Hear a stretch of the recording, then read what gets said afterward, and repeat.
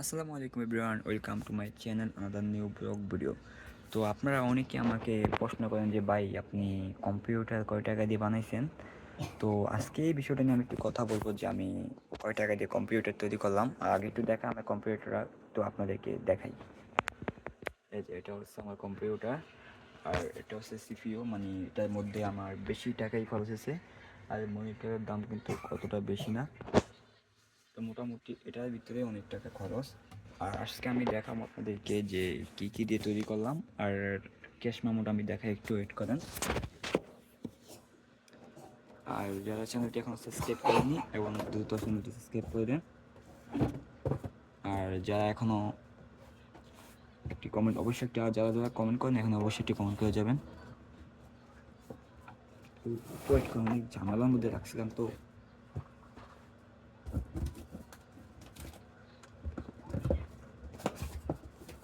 যেহেতু পেয়ে গেলাম এটাকে আপনাদেরকে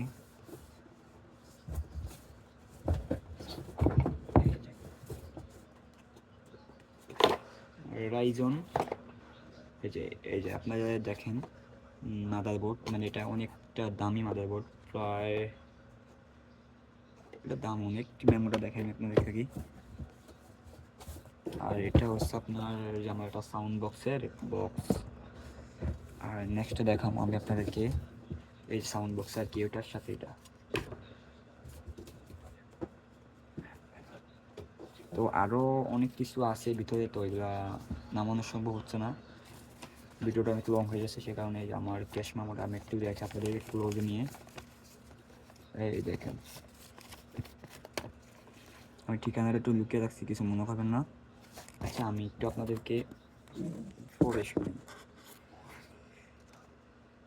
এসএসওর মানে টোটাল আমি একটু বলি, মানে আমার পুরো পিসি বানাতে আমার টোটাল খরচ হয়েছে 58,500 টাকা। 58,500 দিয়ে তো আমার কম্পিউটারটা একটু মোটামুটি ভালো জেনারেশন দিয়ে বানাইছি, সেই কারণে একটু খরচটাও বেশি। আর সবগুলো বছর কিন্তু 3 বছর 3 বছর 3 বছর 3 বছর 1 বছর 1 বছরটা কি মোটামুটি 3 বছরের সবগুলো গ্যারান্টি আছে। 14,000 টাকার দাম, এটা 15,000 টাকাটা কি ফেস এসপি 3,000 টাকা, তো মোটামুটি সবগুলো দামি জিনিস। আর এই যে ক্যাশ মেমোটা আমি আপনার দেখাই, দেখছেন।